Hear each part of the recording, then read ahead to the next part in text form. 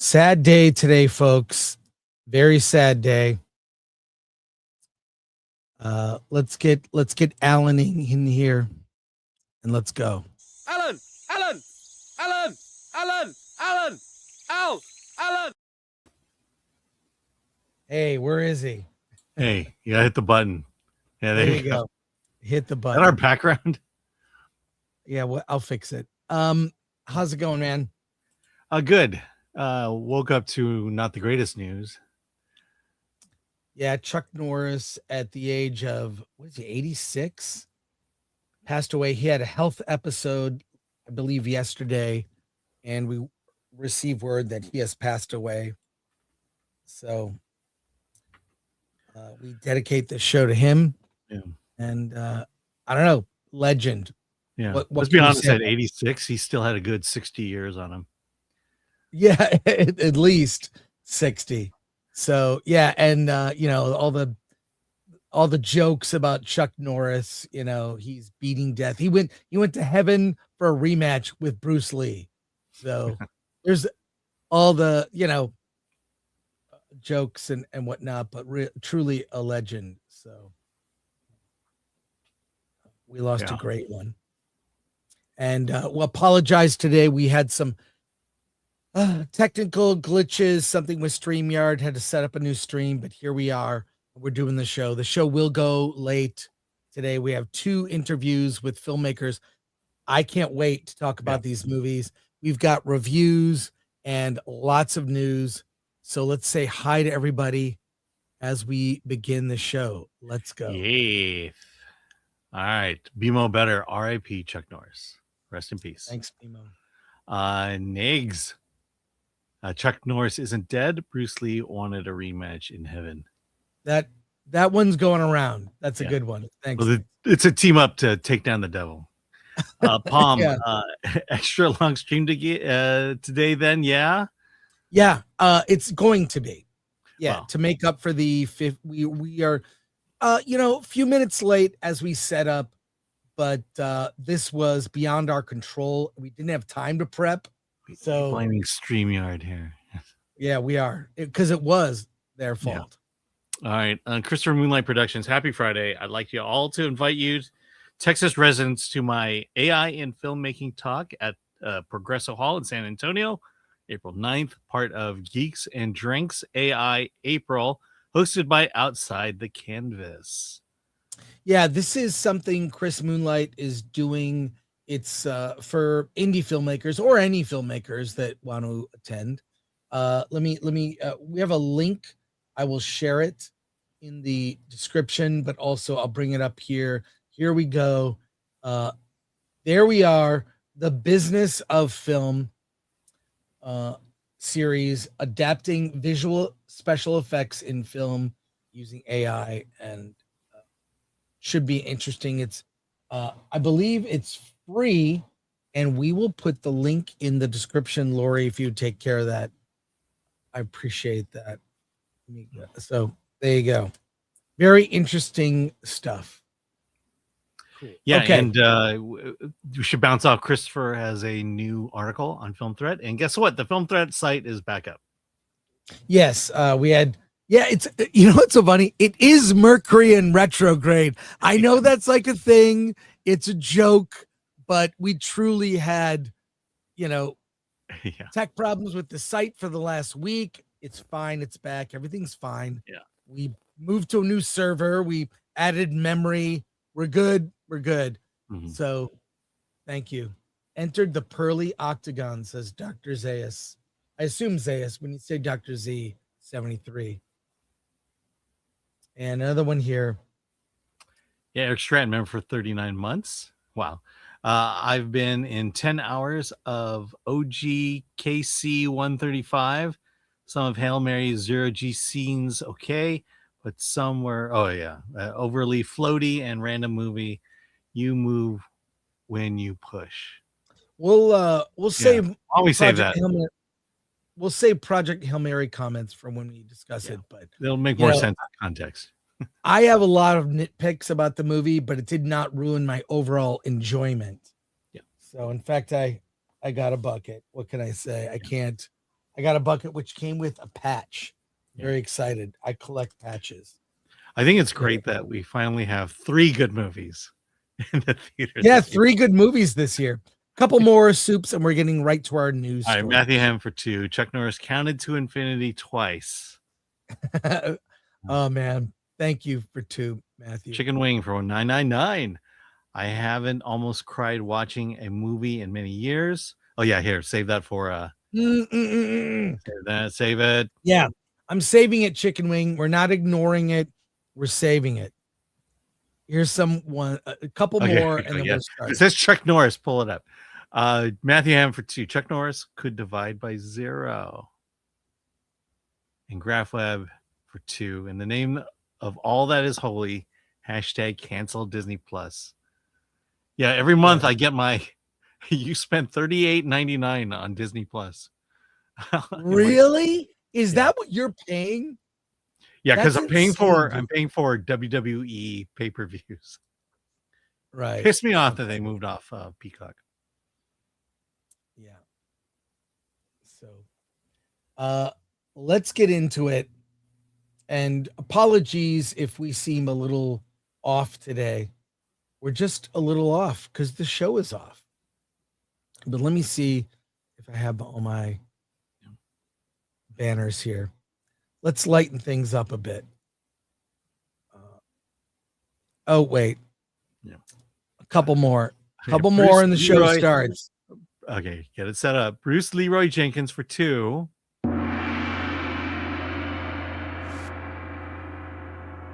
Now you just need that. That's nothing. That was it. Yeah. X Flavius X, man for 31 months. Hello all. First live I've caught in ages. Hey. Oh, thanks. Thanks. So they shut your work down for Chuck Norris's death too. Michael Thomas for 5. What's up, Chris and Alan? Chuck will be missed.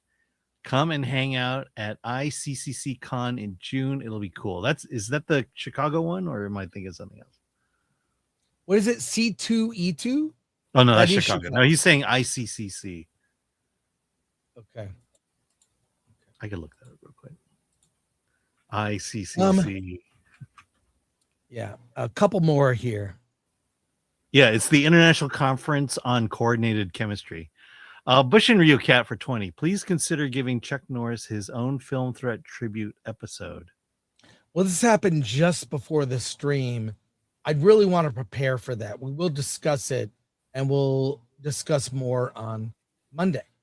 Thank you, Bush and Rio Cat. Always appreciate you. And Andrew Cram gifted 1 Film Threat membership. So let's get into it. Chuck Norris. Here he is on Variety. And I'll just read the statement. Chuck Norris, the martial arts champion who became an iconic action star and led the hit series Walker, Texas Ranger, has died. He was 86. Norris was hospitalized in Hawaii on Thursday. His family posted a statement saying he had died Friday morning. It is with heavy hearts that our family shares the sudden passing of our beloved Chuck Norris yesterday morning. While we would like to keep the circumstances private, please know that he was surrounded by his family and was at peace. To the world, he was a martial artist, actor, and a symbol of strength. To us, he was a devoted husband, a loving father and grandfather, an incredible brother, and the heart of our family. He lived his life with faith, purpose, and an unwavering commitment to the people he loved through his work, discipline, and kindness. He inspired millions around the world and left a lasting impact on so many lives. While our hearts are broken, we are deeply grateful for the life he lived and for the unforgettable moments we were blessed to share with him. The love and support he received from fans around the world meant so much to him, and our family is truly thankful for it. To him, you were not just fans, you were his friends. We know many of you had heard about his recent hospitalization. We are truly grateful for the prayers and support you sent his way. As we grieve this loss, we kindly ask for privacy for our family during this time. Thank you for loving him with us. So, and Variety has the story here. It's a lot to take in, Alan. Yeah. So, and I'm sure this literally found out about this as I'm coming back from my walk to prepare for the show. And so we lost a legend, and who replaces these people? No one. When you're a legend, you don't get replaced. You're the only one. Okay. So irreplaceable. Obviously, his family had a heartfelt letter they wanted released public. Any thoughts, Alan? And we'll go to some comments from people. I mean, truly good people in Hollywood are rare, and Chuck Norris was one of those men. And we need more of them, but we're not getting more of them. Death once had a near Chuck Norris experience, said Matthew Hammond. That's great. And from Sifax. Yes. Hail film threat from the Nightcap crew. R.I.P. Norris. We got to get Sifax on Versus. If he's available, we got to get him on Versus. Yeah. He's doing great work over there. A few more. I didn't see these. I'm sorry. Yeah. Moon Knight for 2. Sad to see all our fave heroes passing away. Yeah, that's why I'm not one that's hugely in favor of like legendary characters like Han Solo, Luke Skywalker, Princess Leia. I'm not really fond of them dying just to do it. I mean, Spock was probably the best movie death, but he came back in the very next movie. Which was the fact that he was coming back was given away in the title of the movie, Star Trek 3: The Search for Spock. Yeah. So, or Duncan, Idaho. And well, we'll get into that. Not another name. Who replaces these people? Indeed, Chris. Indeed. Yeah, thank you. Not another name. I mean, you thought these guys were immortal, and harsh reality. Tomas Mendoza for 5. Chuck Norris didn't die. He's kidnapping death right now. Yeah, should have been Tomas Mendoza. Yeah, so very sad news. Very sad news, and I'm sure we'll be talking about this a lot, actually. Okay. All right. Hey, let's lighten some things up because it is Friday. It's Friday. So let's go. The Dune Part 3 trailer dropped, and a lot of people had things to say, including this Sandworm. I'm not joking, Alan. Yeah, you have to. If you have not seen this, you got to see this. I'm going to bring it up full screen. Let's hear some thoughts from a Dune Sandworm. You nothing will prepare you. Good people of Arrakis, it's me, Shia Lude, your beloved Sandworm of the desert. Many people are saying Paul Atreides, little Paul Atreides. I call him Pesky Paul. He's Al-Mahdi. People are calling him Lisan al-Gaib. Pesky Paul's calling himself Muad'Dib. He said, Muad'Dib, I'm a little desert mouse, just a humble little desert mouse. And he is very tiny. I saw him. I could crush him easily. Folks, you can't trust Pesky Paul. He's got the Bene Gesserit. Nasty women. Those Bene Gesserit trying to control the outcome of events. He's going around the desert. He's going to the south of the southern border. He's bringing up religious fanatics from the south. He's trying to wage a holy war in the whole universe. Now, the Harkonnens, we don't like the Harkonnens, folks. They're terrible. They're terrible. They gave us a bad deal, but I can get a better deal from the Harkonnens. What can I say? They want our spice. It's the most precious substance in the universe. We're going to get a better deal. We're going to make Arrakis great again. It's going to be an amazing time. We're going to have paradise here in Arrakis, not because of Pesky Paul, but because of your old friend Shia Lude. And there you go. It's good to know there are great leaders all across the galaxy. Well, when the Sandworm has something to say, I mean, it's important, and you have to listen. It seems to be doing kind of an imitation, something. Really? I don't know what that was. Really? Yeah. Interesting. I have no idea what that was. No. Let's bring it up on Versus. We'll try to figure out who that was. We'll discuss that. We'll discuss that.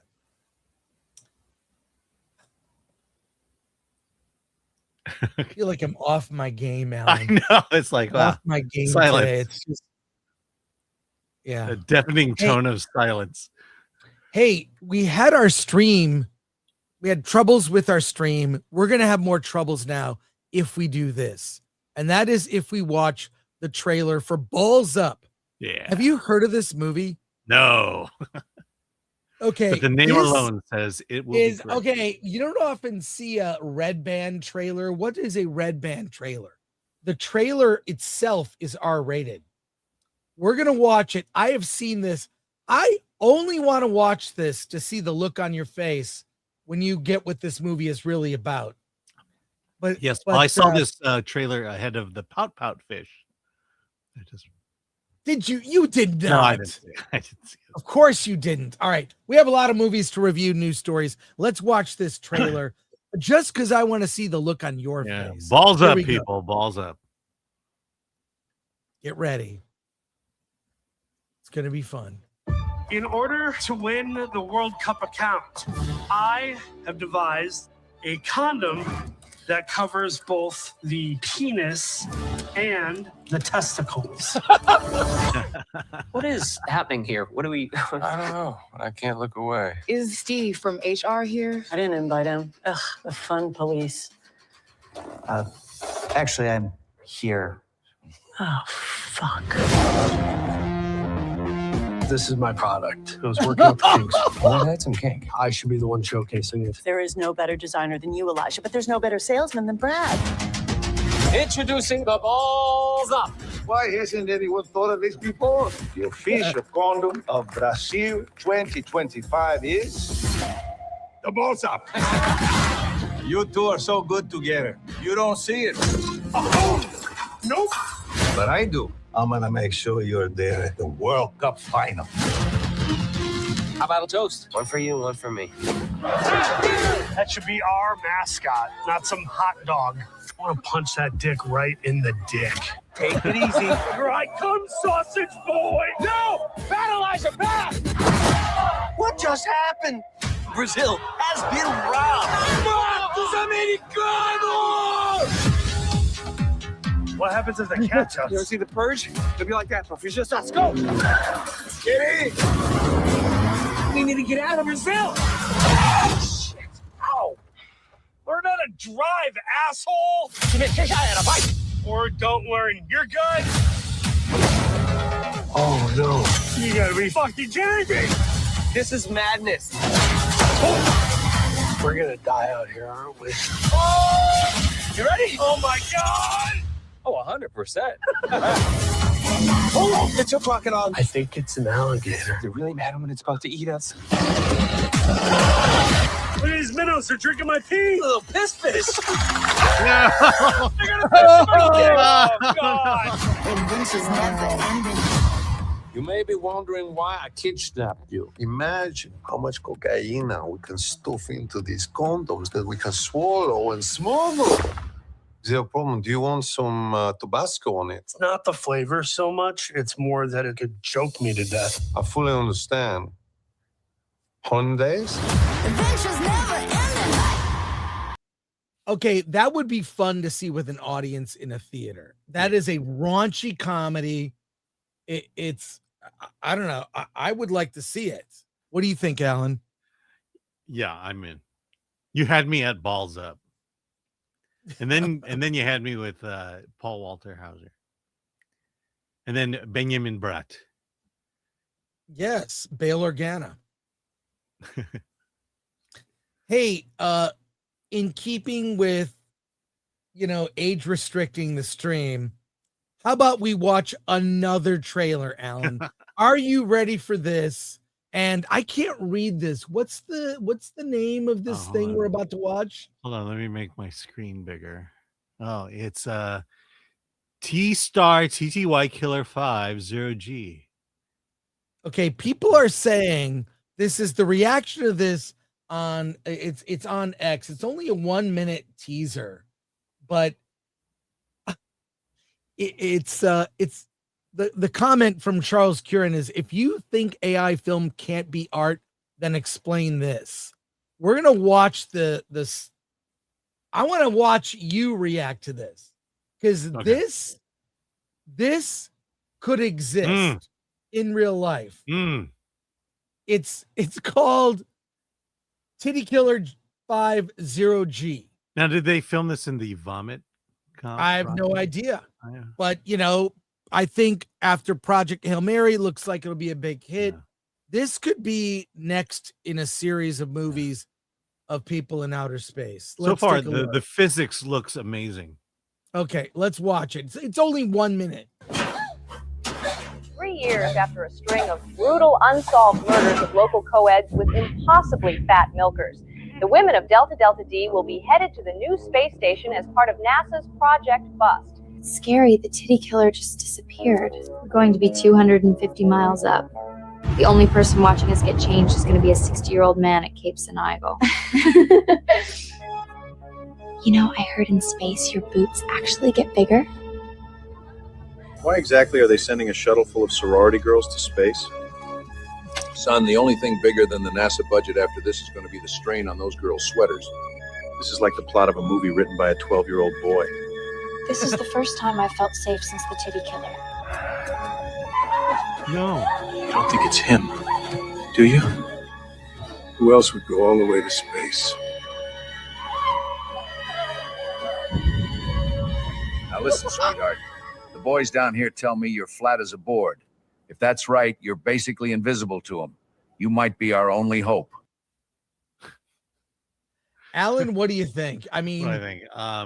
Okay. AI is winning. I think so. I hate to say. I mean, there was one hurdle to cross, and I believe we have just seen it crossed. It's been crossed. It's been crossed.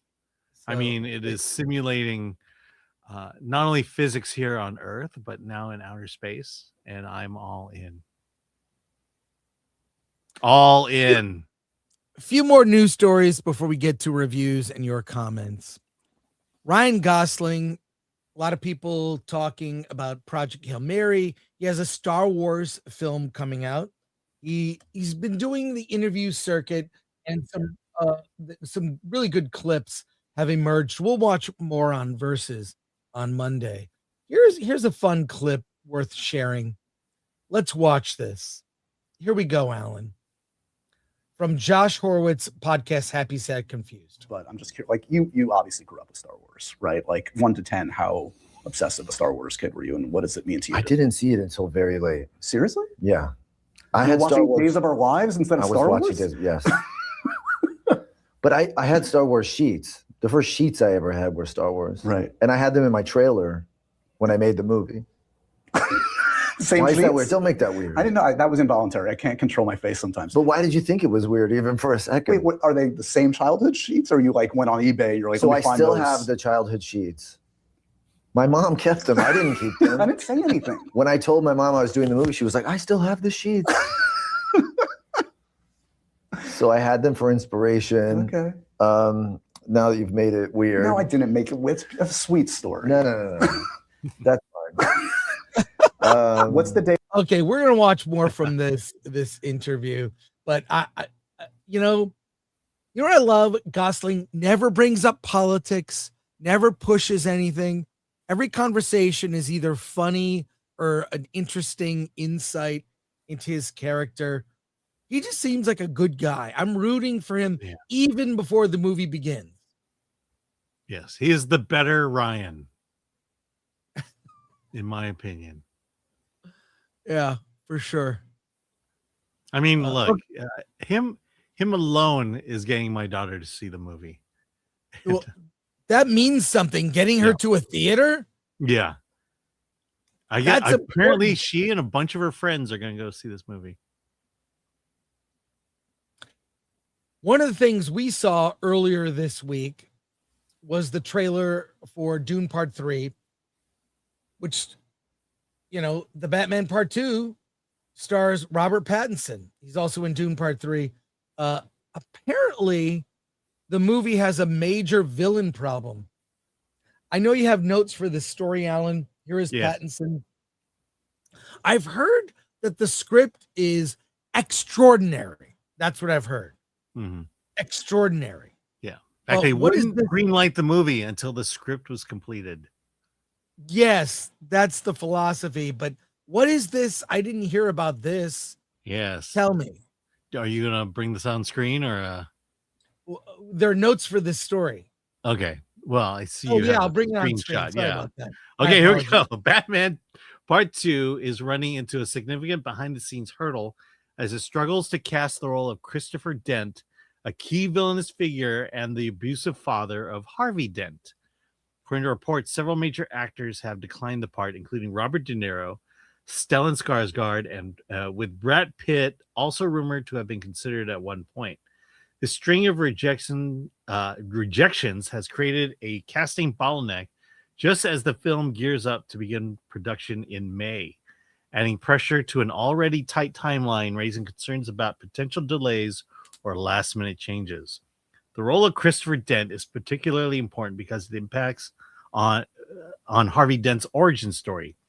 In DC lore, Christopher is depicted as a deeply abusive parent who uses a coin flip to decide whether to harm his son, a traumatic dynamic that directly influences Harvey's fractured psyche and eventual transformation into Two-Face. If a suitable actor isn't secured in time, director Matt Reeves could be forced to scale back or remove the character entirely. A move that could weaken the psychological depth of the story. The Batman Part 2 is currently slated for release on October 1st, 2027, marking a 5-year gap since the first film. I, for one, look, right now, a Batman movie and a Superman movie are being made. Which one are you more excited about? The Batman movie. I mean, and both have had series on HBO that connect to them. Of course, Superman was connected to Peacemaker season 2. The Batman was connected to Penguin. Which is better? Which is the one you're more interested in? I mean, I'm Batman easily. I mean, he's a more popular character than Superman.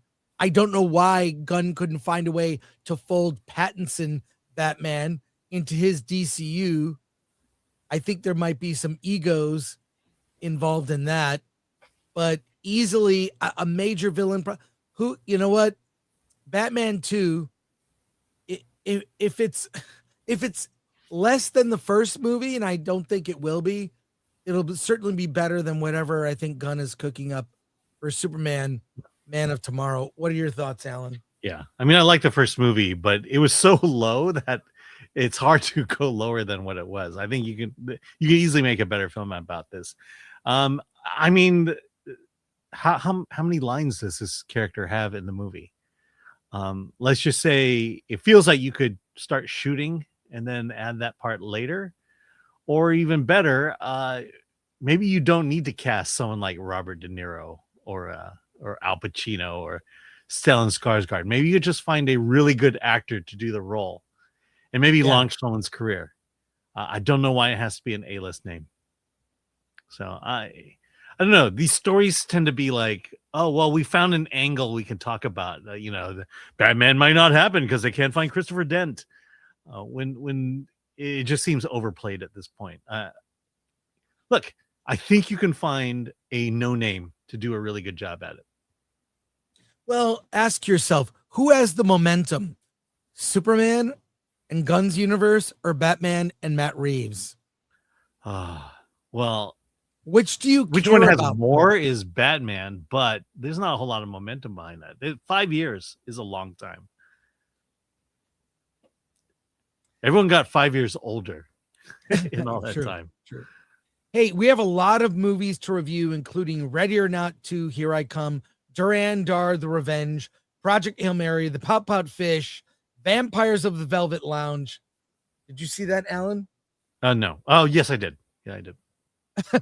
He's Sorry, it first was said no. literally watch that movie, drive home, fall asleep. So that's And then, where- are you reviewing Food Truck, Stolen Love, and Mudang? I can, but if we're running out of time, you can skip it. And then we have 2 interviews. Big show today. Let's go to comments. Oh, by the way, Let's Pout go Pout to- Fish I didn't see, so We'll take that off the list. Yeah. So, although you could have seen it. yeah. I'm not All right. Andrew Cram for 10. Seeing Hail Mary in IMAX tonight. Oh my gosh. It's it was great so great in IMAX. Yeah. I saw it on the largest screen here in Orange County over in Irvine.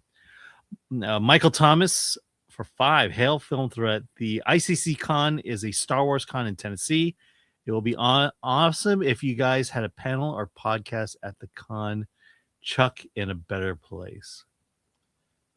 I don't know when that is. Go to filmthreat.com, click on contact. That goes to Alan and I. Send us an email. It's really, we need to be invited. I think we're like vampires. Yeah, and maybe get some of our expenses covered. Yeah, if they look, if they covered expenses, I'd be there. I'd be there. We'll do a panel, podcast, whatever. And Andrew Cram gifted 5 Film Threat memberships. Thank you, Andrew. And the last Boy Scout gifted 5 Film Threat memberships. And Jean Hu gifted 5 Film Threat memberships. Thank you for that. A few final comments till we get to reviews, and then we have some. And then Moon Knight, I can't wait for the popcorn bucket for this one. I'm assuming you're talking about Balls Deep, Balls Up. Might it be Titty Killer 5? You never know. Or it is from Titty Killer. One thing. Yeah. Alan, please keep reading. Yes, Oliver Lavery Frog. Where can I watch Titty Killer 1 through 4? Just go on the Just Watch app. Now, this Davina Duckworth says Project Hail, and then she does these symbols that I don't know. What do they look like to you, Alan? They look like owl eyes. Like these, That's what like I you know thought. how eyes have these how their eyes are really large. Owls have big globular eyes. Yeah. That point out. And they kind of jiggle when they fly. Tony Elias, Matt Reeves doesn't want his universe being connected to Gunn's awful universe, which is a smart choice. I believe so. I think you can have 2 series running parallel. Lord Comet for 2. How about we don't make any more DC and save cash? That could happen, Lord Comet. That could That's not happen. gonna- We have a lot of films to review, so let's get to it. Are you ready, Alan? Yes. Can we talk about Dhurandhar? Yes, we Revenge? can. All right, let's do that. All right. So I just pulling up notes here. So Dhurandhar 2, or this is Dhurandhar the Revenge. I'm probably saying that wrong. And I don't know if you remember. Did you see the first one? I never did. No. You saw it. Okay. I Well, do this remember you saw picks up roughly where the last one started. Our main character here in the picture, Hamza, he is an Indian asset in Pakistan. And at the end of the last Dhurandhar movie, the mafia family he was tied to, he secretly killed the mafia head, and now his son is in charge. But his son's kind of, he's a bit weak, although he made a grandstand by taking out one of his political adversaries and beheaded him on television. But now everyone's up in arms. You just can't murder someone in the middle of the street on social media. And so they put him in hiding. And essentially what happens is Hamza now becomes the leader of the mafia group in the main city, which is Lyria, which is basically whoever runs Lyria, or whatever the name of it is, runs Pakistan. And now Hamza is in that position. He has endorsed the Muslim candidate, and he is at the height. But the problem is now is that 2 things. One is Hamza's identity is starting to expose itself. Only to a few people at the moment, but it's only a matter of time before everyone figures out that Hamza is actually an Indian asset. The other thing that is happening is India is basically Pakistan, the terrorist group of Pakistan is preparing for the biggest takedown. Because why? Because Hamza's identity is being exposed. His boss tells him, now's the time. Now's the time to take everybody out. I don't care how you do it. You take them out. And basically what we have in Act 2 is basically the greatest moment of all three Godfather movies. And that's the massive killing sequence. And that happens here. Soon, all the major mafia leaders and terrorist leaders and political leaders of Pakistan are being murdered or assassinated one by one. And this leads to one final battle in which they're massing weapons and they're going to go into basically activate the incels within India and take it down. And it's up to Hamza to stop all that. This movie, I really enjoyed this movie. It did remind me a lot of The Godfather. The biggest issue I have with this movie is it's almost 4 hours long. There's a moment in between 5 chapters. So after chapter 2, we get this big card that says interval, which means intermission. Right. And guess what? It didn't happen.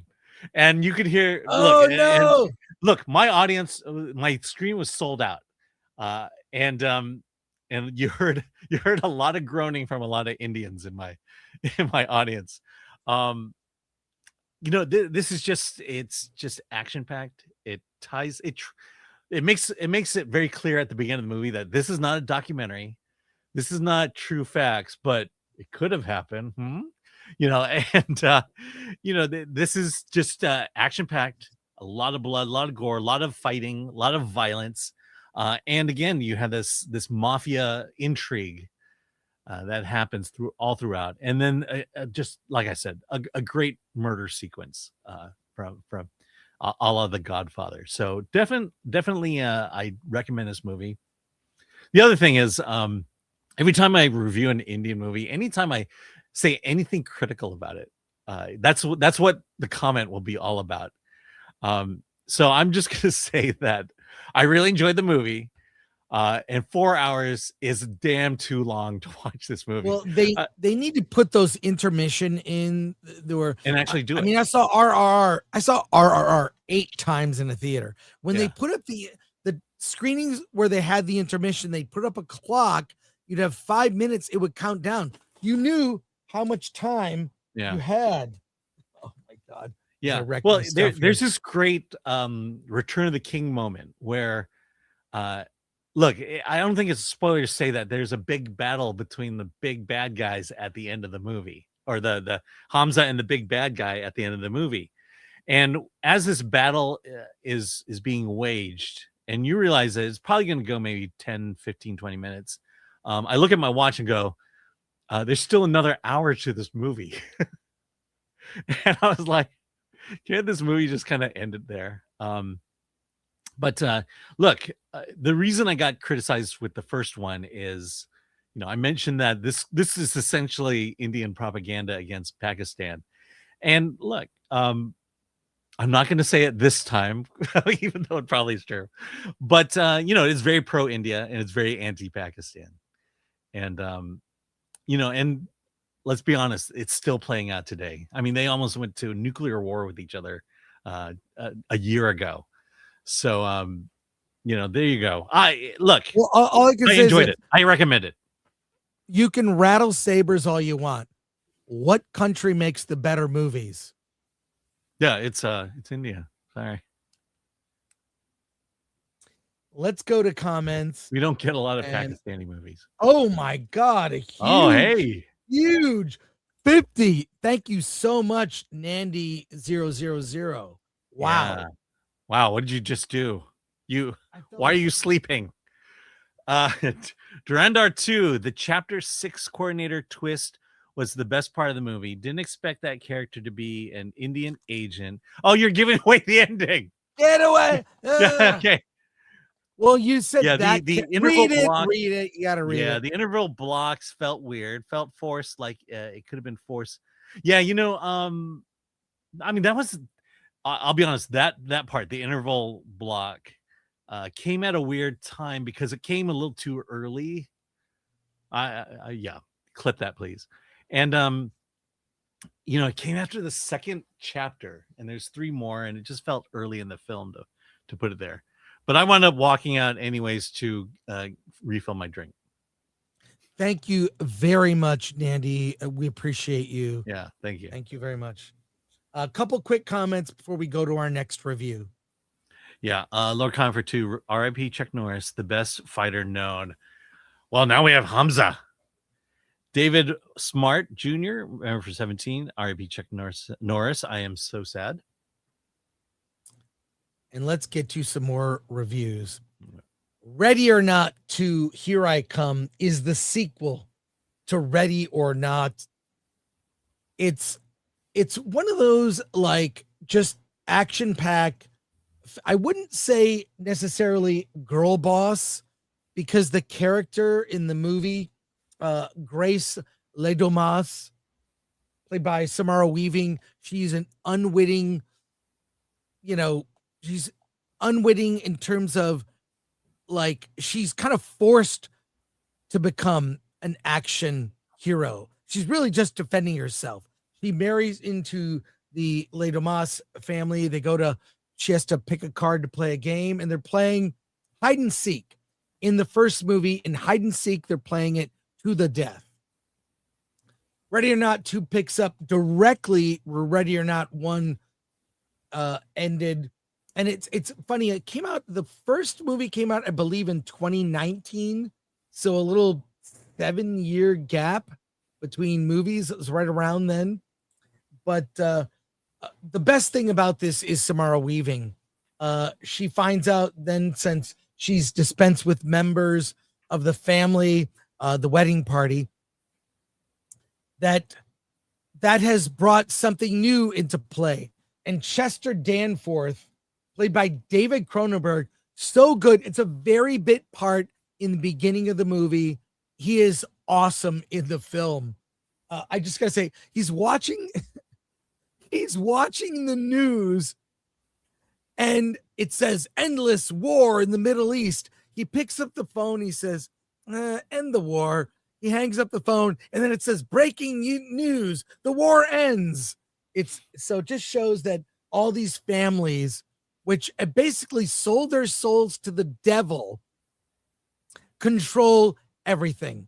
Elijah Wood plays the lawyer who comes in and lays out the rules.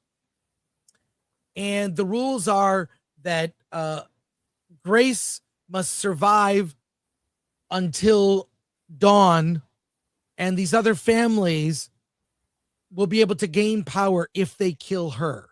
It brought some bizarre rule into play. Things are complicated by her sister Faith, played by Catherine Newton. You probably remember her from the Ant-Man and the Wasp. Quantumania plays Ant-Man's daughter.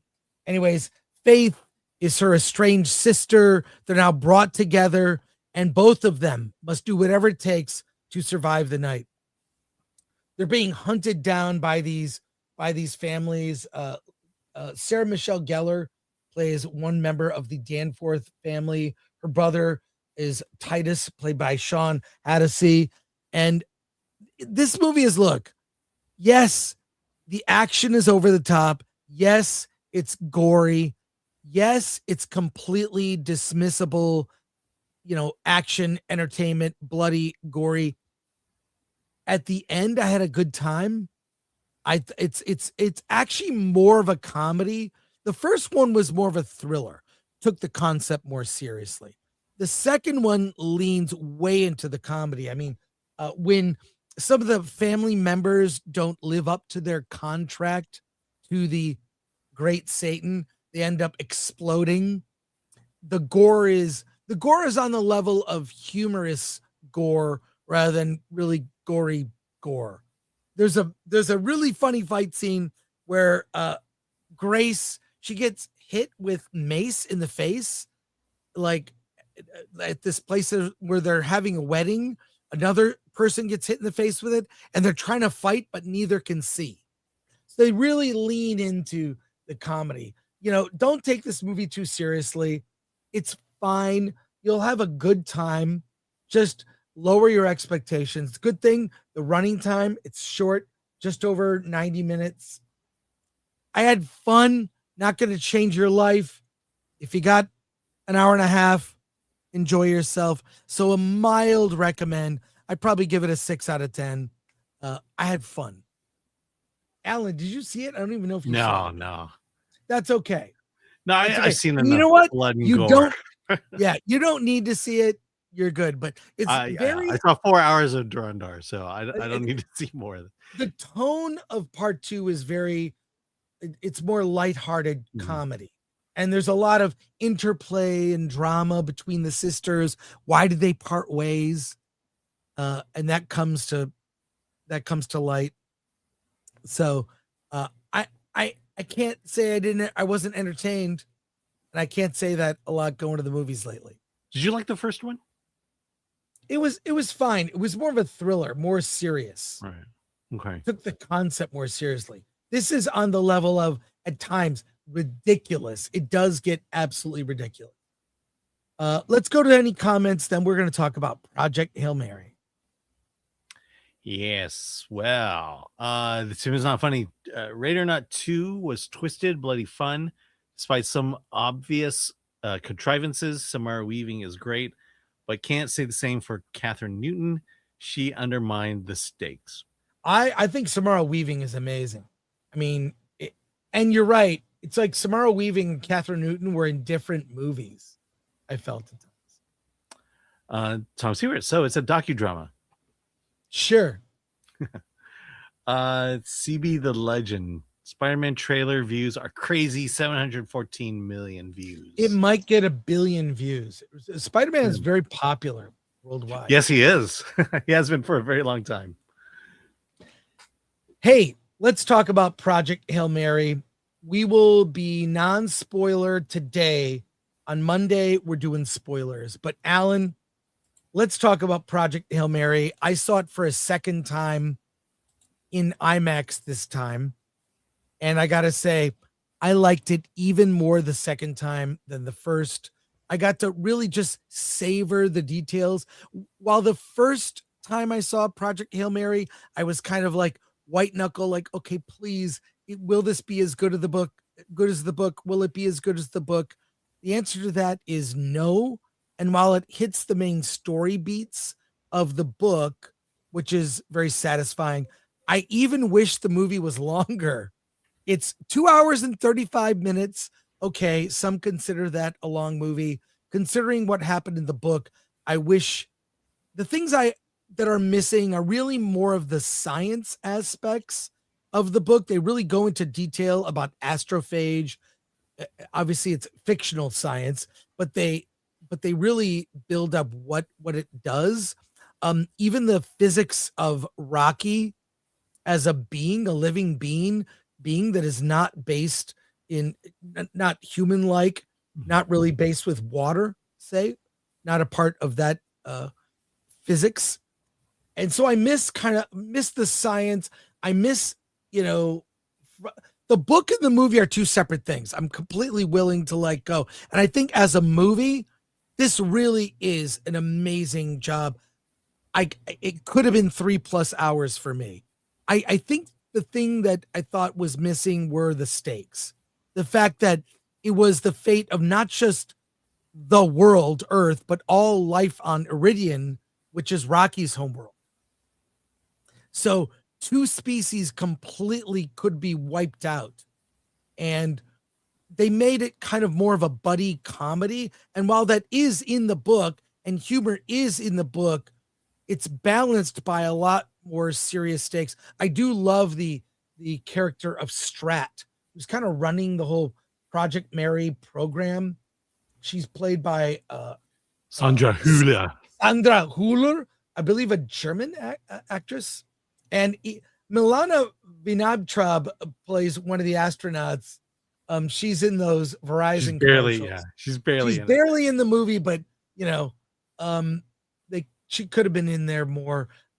So look, and also the idea of being in isolation, that's really played on in the book. And here it's kind of like, again, leaning more into the humor. But I'll say, one of my favorite movies this year, I have 3 favorite films this year: Good Luck, Have Fun, Don't Die, Nirvana the Band, the show, the movie, Project Hail Mary, 3 on my best of the year list. I can't wait to see Project Hail Mary again. I'll probably see it in 70 millimeter IMAX. The sound design, I really love. I wish the score were better. Some people are comparing the film to Interstellar, which I think had an amazing Hans Zimmer score. I wish the score were better, but the sound design in this is fantastic. So, not disappointed. Wish there was more. The book has the more you're looking for. So if you see the movie, you love the movie, you haven't read the book, you will love the book. Strong recommend for the book. And can't wait to see it again. So much so I did buy the popcorn bucket. You didn't buy the helmet one? I didn't buy that one, but it came with a free patch, and I collect patches for NASA missions. So there you go. Alan, any more thoughts on Project Hail Mary? Yeah. So I'll come to it from the perspective. Yeah, I'll come at it from the perspective of someone who's not read the book. And then someone who's listened to people who read the book overhype this movie. You're right. You're that fair criticism. Okay. Fair criticism. But I will say I saw it in IMAX. I saw it in 70 millimeter, which is funny because, there are moments of silence in this movie. And in these moments of silence, the only thing you hear is the projector in the back of the room. And I really like this movie. I really had a lot of fun with it, in spite of the overhype from all my friends. Found out that Robert Meyer Burnett was in my screening as well. So we talked a lot about it. Look, I think you're kind of iffy on the tone of the movie.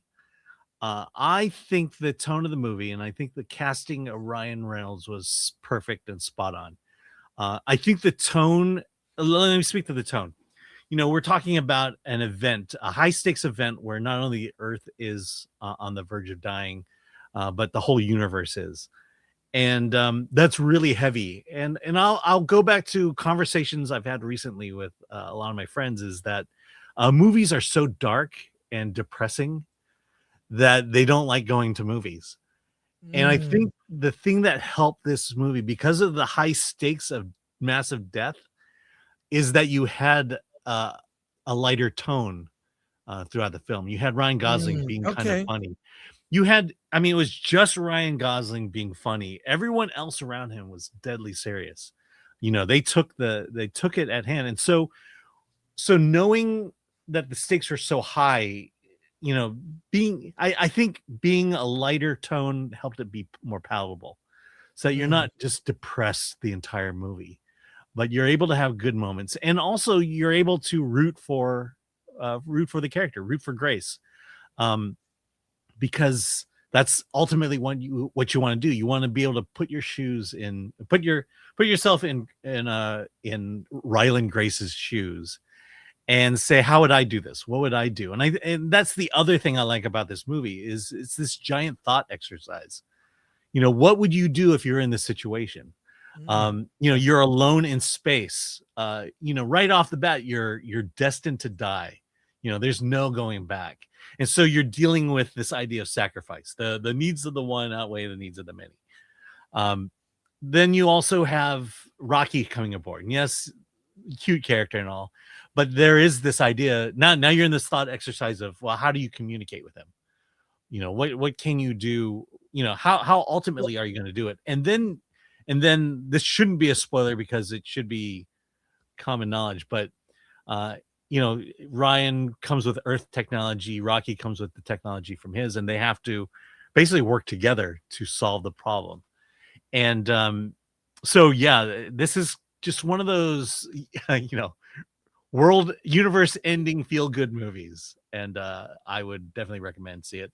And if you can see it in IMAX, and if you can see it in 70 millimeter, and see it on a real IMAX screen. Don't see it on like fake ones. This needs to be seen in IMAX for the spectacle. You're not going to watch this movie on your iPad or your phone. You're going to it's see cool it because everything in space fills up the screen, and then everything on Earth is your traditional. Well, yeah, you know what's so funny? They just opened a ScreenX screen at the AMC Burbank 16. I popped my head in there to look at it. I wouldn't watch it there. ScreenX is distracting. Yeah. You've got the screen extends on the sides of you, and when ScreenX happens, it's like they turn the lights on at the movies. Mm-hmm. The effect doesn't work for me. I prefer 70 millimeter IMAX. I love it. Dolby Digital, I love it. Undertone in Dolby Digital, loved it. But also, you got the quote wrong. It's the needs of the many outweigh the needs of the few, or the so. It's the same concept. And then Dark reversed the same it. concept. It's fine. I knew what you meant. I knew what you meant.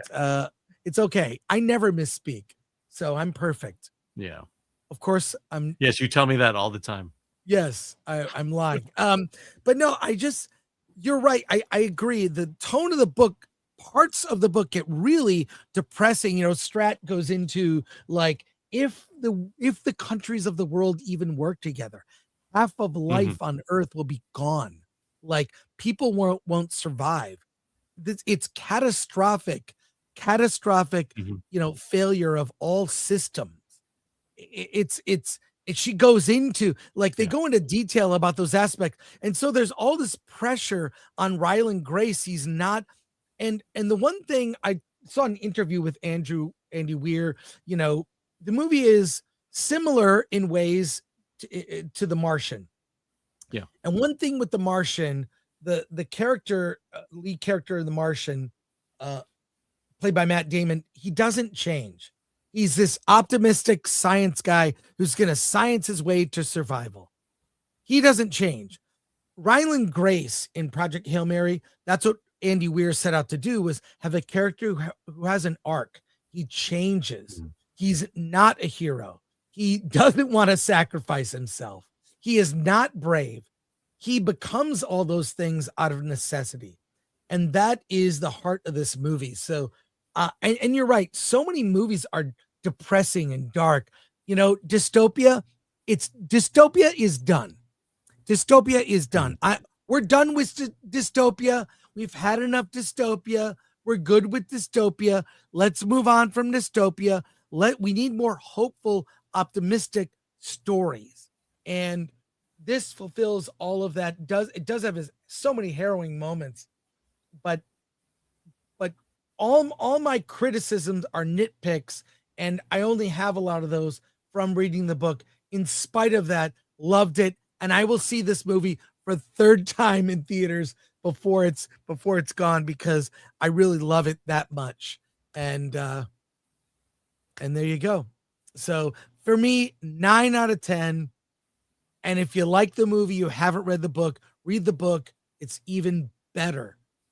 Alan, your final thoughts. We'll go to comments. Yeah, like I said, I think, you know, I mean, I have friends who are not moviegoers, and the biggest thing they say is movies are too depressing. And I think this just nails it. It addresses that. And the reason I bring it up is because this is the criticism I'm hearing of this movie. And I'm like, no, it's all about the choice of the directors, and the directors made the right choice with casting and with tone. Let's go to comments here. All right, Andrew Cram, for 10, the 16-hour audiobook for Hail Mary is awesome. Yeah, that's what I read. Does someone read it of note? Not anyone famous, but the guy did an amazing job. And the book is written in the first person, so he's telling like his thoughts it's amazing. Thank you, Andrew. Appreciate you. All right, Younger for 5. Good luck, have fun, don't die was great recommendation. Yes, it was. By the way, I interviewed Gore Verbinski yesterday. Incredible. Cannot wait to share it with you. He was amazing. And I found out, guess where he lives? Where? Down the street from me. He's in Pasadena. Gore Verbinski. Oh my gosh. You guys should hang out. Chicken wing for $4.99. The scene of Grace and Rocky meeting and nerding out over science was so perfect. Yep. Oh, I loved it. Yeah.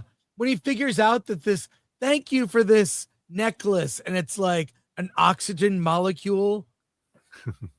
So, anyways. Yeah. Oh, and also from Chicken Wing for $9.99. I haven't almost cried watching a movie in years. I teared up during the Rocky Grace talk about going home scene. My Lord, what a great film. Undertone was pure shit, by the way. Fair, Chicken Wing, fair, but I like lo-fi horror, so I liked Undertone. I like what they did with effectively, one actress in a room, in a house. So I will say that there's stuff at the end where it's like, I almost got teary. Almost. But I fought back. You fought back and won. Doc Possum for 10. Saw Project Hail Mary yesterday. Expected a lot, and it lived up to every expectation. 9.5 out of 10 for me. I gave it 8.5. That's great to hear, Doc Possum. Lord Comfort 2. Hail Mary is amaze. Yes, I even got the shirt. I gotta show it here. Here we go. I got the shirt. I couldn't resist. It's very comfy. Very comfy. Awesome. And another comment here. Darth Yeager, I wonder if there will be a 3-hour director's cut on 4K. I don't know that you need to make this movie longer. And by the way, I also got, they had a cocktail, a Tau Ceti cocktail, and it came with a stir. It says Project Hail Mary, and here's Ryland Grace on there. So that's at AMC. They do. I'm a sucker for movie-based cocktails. So yeah, they're going to do for sure a 4K of it. And if they do a director's cut, I don't know. I think right now push the theatrical. Go from there. So, hey, we've got more movies to review. We've also got some news stories because the show started late. We'll do a longer show today. But you know what we like to do, Alan? You know what we like to do? We like to interview filmmakers. We love to interview indie filmmakers, bring them on the show, talk about their movies that are out in release, and allow you the opportunity to ask your questions. Tom Phillips is here. Let's talk to him.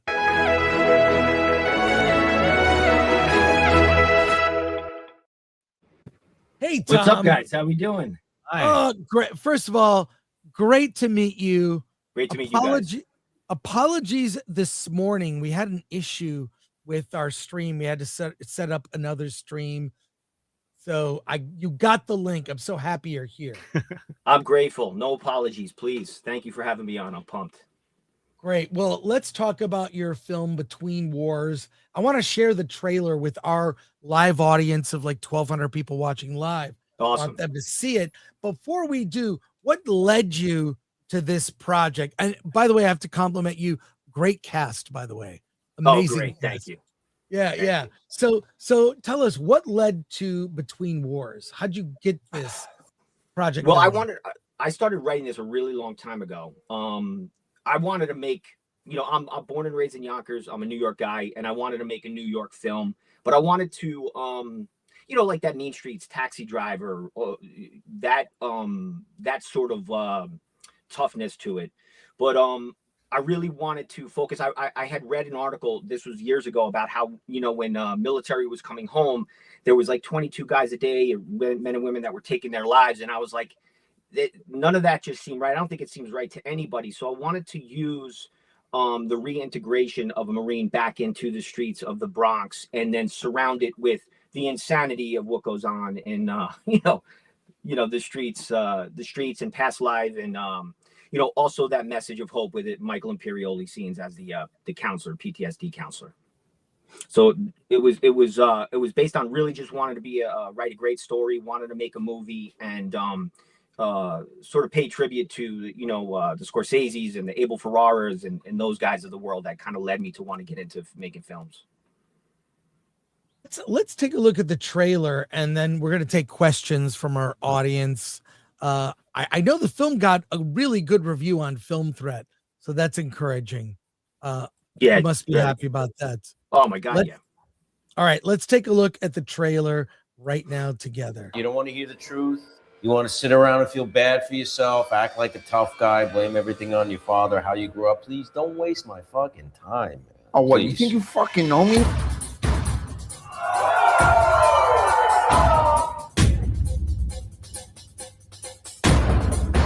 I just want to feel some fucking normal. Oh, what the wanna fuck feel is normal? God fucking damn it, Eddie!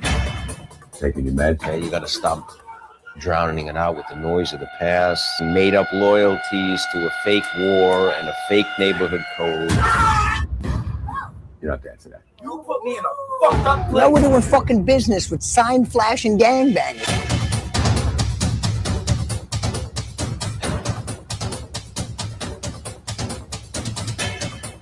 You understand me? Do you understand?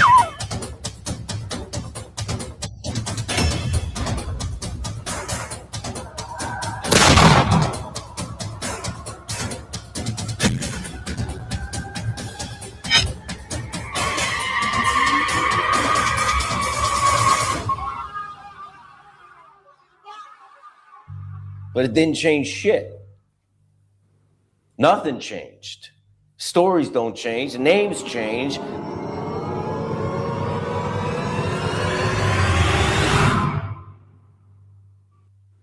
But nobody fucking changes.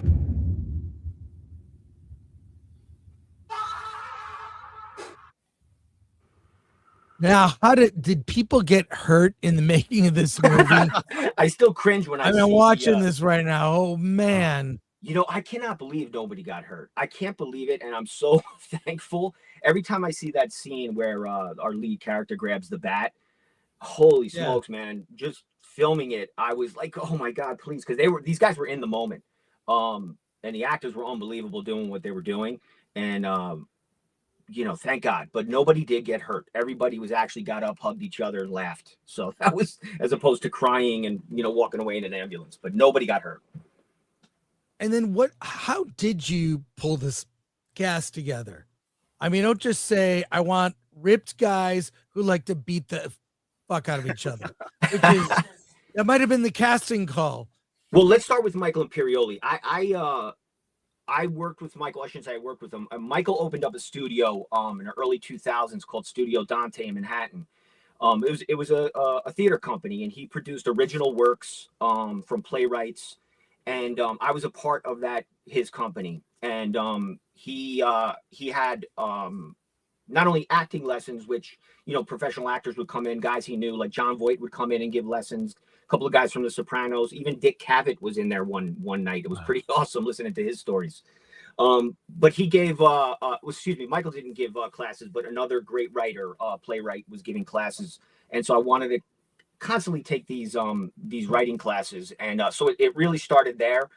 After I had finished the first draft, it was probably like maybe a year later, and this is at the height of his Sopranos fame. He had just filmed his directorial debut, The Hungry Ghost. I asked him, I said, hey, if you don't mind reading this, I'd love to hear what you think, and maybe you may want to play a role.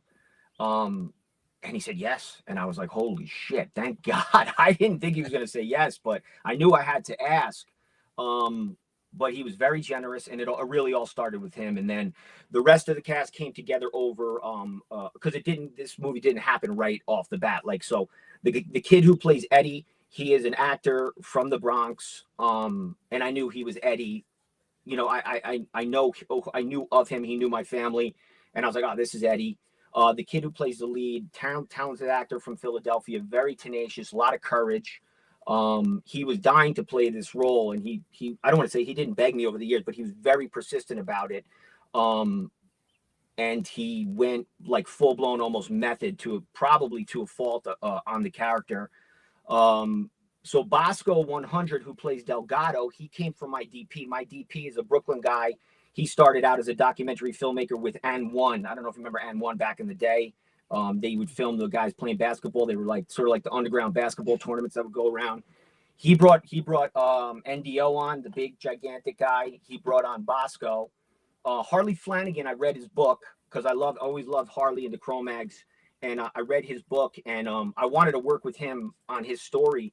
And he and his wife, we all became friendly. And I said, listen, you should play this role. You know who was originally going to play that role, McManus? And this is a true story. And I have to find out because I have to find the footage for this. Peter Green. You know Peter Green, the actor Peter Green, who just passed away? Yeah. Peter Green had played it in an earlier thing, but he kind of went MIA. But I became friendly with Harley anyway. And I'm like, man, you're so perfect for this role. So I got Harley. And then the rest of the cast just sort of like, once we got the core of it, it was just easy for everybody to jump. Everybody seemed to jump on once the train was moving. Before the train was moving, Imperioli was the only guy that was like, I got you. You know, he was at the train station with me. So, and then the tall guy, the big guy with the big beard, he's a boxer from Northern Ireland or Northern Britain's, Great Britain. And, he now owns a nightclub, and I just thought he had an awesome look, and he reminded me of the guys from Snatch, and I'm a big Guy Ritchie guy, and I wanted him to be in the movie. So I brought him in, and he was great. We've got over 1,000 people watching live. We have comments and questions. Let's go to our audience comments and questions. Here we go, Alan. All right. All right. From Tony Elias. Love those Karate Kid and Outsider posters in the background. Classic movies. 80s, yeah. 80s kids, so. Kevin Ties, how did you gather your crew? So my DP Alistair Christopher, who I was just telling you, he brought on a couple of guys. I couldn't find the right DP, and I was watching ESPN 30 for 30 called The Dominican Dream. It was about high school basketball phenomenon Felipe Lopez, and I'm just watching all these shots in the Bronx, and I wanted to do that docu-style. And man, who shot this? He shot it. He's won seven Emmy Awards for his shooting, and I just hit him up on Instagram, and he always wanted to do a movie. He was always doing documentaries. I called him up. I hit him on Instagram. We finally got together. We talked about it. He was on the same page I was, and when I tell you he came in full blown, guns blazing. He was the most pivotal part of it. And then as we went along, the guy who plays Eddie, he became sort of my right-hand man. He really stepped up. Sean Michael Nugent, he stepped up and did so much of the soldier work. Like he was like grunt on the front lines, just doing stuff that he didn't have to do, and he did it. Dominic Chianese Jr., who's Dominic Chianese Sr., Godfather of Sopranos, Uncle Junior, he played Uncle Junior. His son, he was just always a like guiding light of support the whole way. He's like, I'm in, I want to do this. I'm in. This is a great story.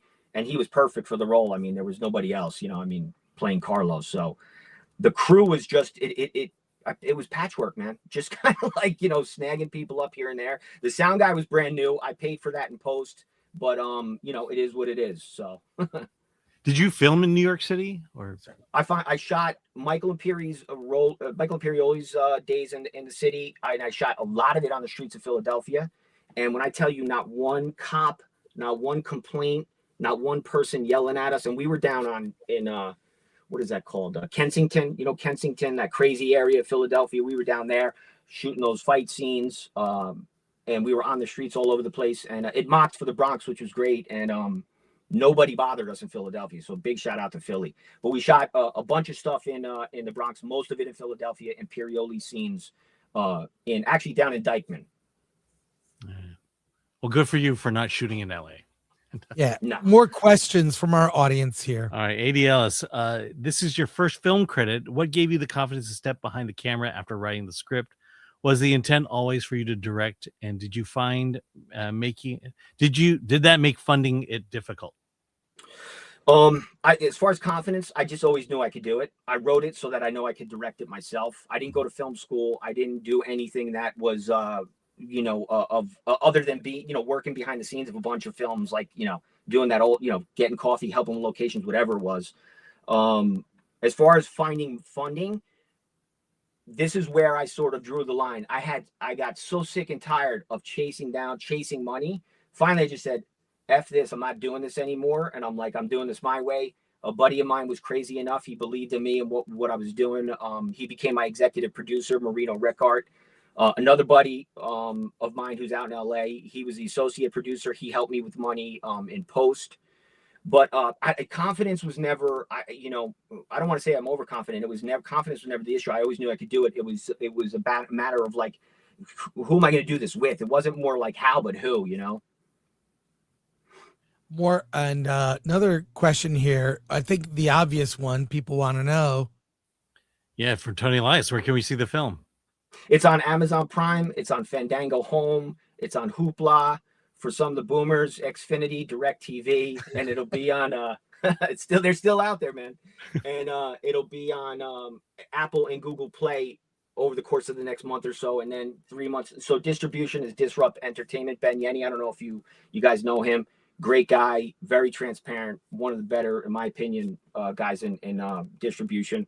But I think most people would probably run to Amazon. It's the easiest way. Click the link, rent it for $4.99. You could buy it if you like to. Keep it in your catalog. But Amazon, yeah. And what do you have coming up after this? So I'm doing the same thing. I wrote a lot of scripts, and a lot of New York-based scripts. I wrote a television pilot with a buddy of mine who was on The Wire, Corey Parker Robinson, played Detective Sidner. Great writer, great actor. But right now I'm writing a film. I've been wanting to write a film about teenagers, sort of like not as crazy as kids from the 90s, more contained, not as sort of like, not as crazy, but I'm writing the story. It's based on these teenagers, and it is essentially about breaking down the system from within, on how we're sort of brainwashed. And at the end of the day, we find out that this little town that runs like clockwork is essentially sort of like almost cult-like. So it's fun. It's going to focus on teenagers.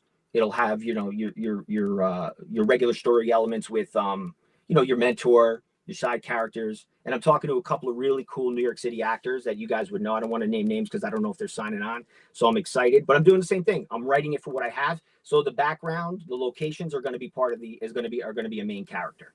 Working class, blue collar town. And where can people follow you and your work? I'm on mainly on Instagram at Tom1NYC.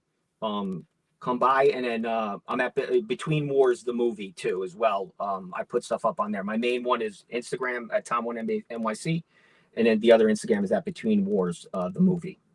I'm going to remind people Between Wars is out now on VOD on Amazon, coming to and other formats. I usually I use an app called Just Watch. You put in any movie, it shows you where you can get it. Oh, awesome. And whether you should check your own movie on there. I've never heard of it. That's awesome. Just Watch. Just Watch. Very cool. Download the app, enter your movie. It shows you every place you can get it, every VOD service. Oh, so awesome. There you go. Yeah. Awesome. Thank you for the lesson. That's great. Yeah. Tom, thank you so much for joining us. Have a congratulations on the film. The trailer is on the Film Threat Trailers channel. Check that out. Tom, have a great rest of your weekend. Just want to say one thing. Thank you guys for everything that you do. Thank you for the review. And I really look forward to talking to you guys in the future. I really appreciate this. Absolutely. Grateful for you guys. Be Oh, great. wait, one last question for you. Okay. Is that Final Fantasy I see behind you? What is this? this? Oh, no, it's your badge. Yeah. Oh, yeah. These are my son goes to crazy Comic-Con, PAX things. So it could be. He goes to all these different things. My son's a content creator too. He's going to be in the movie. He's one of the teenagers. It's the badge lanyards you see. I thought you were talking about my buddy right here. Tom, thanks for Thank joining you, us. Have a great weekend. Go see Between Wars.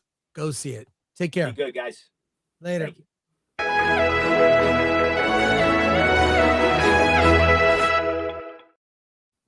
Guess what? You know what? It's Do we have Friday. another interview? It's Friday. We're going back to back, baby. We're going back to back. We have another interview, a very different film. I'm excited to talk to Natalya Murakhver. Oh my God, I butchered her name. She's not even here. I butchered her name. She will correct me. She will correct me. I'm excited to talk to her about her film. Let's get her on the show right now.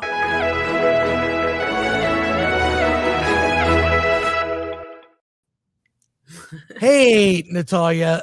How do you pronounce your name, You please? did great. You did great. No rehearsal necessary. Oh, there you go. Okay. Okay, thank you.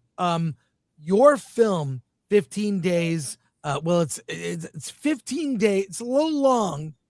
15 Days, the real story of America's pandemic school closures. Yeah. I gotta tell you, your movie pissed me off because because I knew I was being lied to, and your movie confirmed it.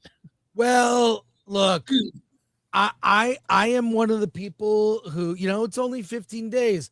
I'll follow the rules. It's only this. I'll follow the rules. And, Alan and I live in one of the states that was the most shut down. And, we're not going to diminish, anything about people who were sick, but maybe our reaction to the pandemic might have caused more damage. We did it to ourselves. Tell us about your documentary, and we will take a look at your trailer actually as well. Oh, cool. Thanks. Well, thanks for having me on. First of all, this is really an honor. I produced the film because I was an open schools parent. I'm a Democrat in New York City, that most of us are. And I went along with the entire pandemic response at the very beginning. But as parents of children, and I think Alan, you're upset for the right reasons, because as a parent of two young children during the pandemic, when I was, watching what was happening in the rest of the world and truly trying to follow the science as we had been told to do on every channel and every newspaper, everywhere we possibly looked, I realized that the science actually didn't say what they said it said. And so I was one of the first open schools parents. I came to the first rally in New York City. We tried petitions, rallies, begging electeds. Nobody wanted to hear from us. So I sued the mayor to reopen the schools in 2021. And that took me on a very long journey, but it's been an incredible road. And one of the people that we feature in the film, who you'll see in the trailer, is now the head of the National Institutes of Health and the CDC, Dr. Jay Bhattacharya. And this was somebody who was totally censored, deplatformed, called a fringe epidemiologist, belittled, death threats around Stanford. This is one of the top epidemiologists in the world. And he was really reduced to almost nothing. I mean, they really tried to take him down, but he did not relent. And he is the great hero of the story.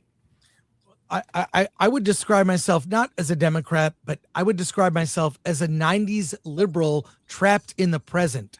Yeah. And I think what COVID did is it awakened a lot of people, and it certainly brought to light that I think many of our elected officials are incredibly unremarkable people compromised by special interess. I'm not naming names like Karen Bass or Gavin Newsom, but they're really just tools of whoever's giving them money, and then programs that they fund are just giving money to their friends. Why is this not obvious to everyone now? There really needs to be a taxpayer revolt and a voter revolt. And what happened to kids, because I'm a father to two kids. Alan's daughter is younger. She was in high school when everything happened. She was in junior high. Junior high, right. She was ending elementary school, going into junior high. And I swear this in-home learning and everything that happened did her no good. Yeah. And we still feel the effects of it today. It's horrible. I mean, on some level, just to interject, I feel like what you're saying, Chris, is correct. And I feel like we live in a post-partisan world. These words, Republican and Democrat, don't mean anything anymore, at least not to me. As you said, I'm 54, I grew up in the late 70s, early 80s.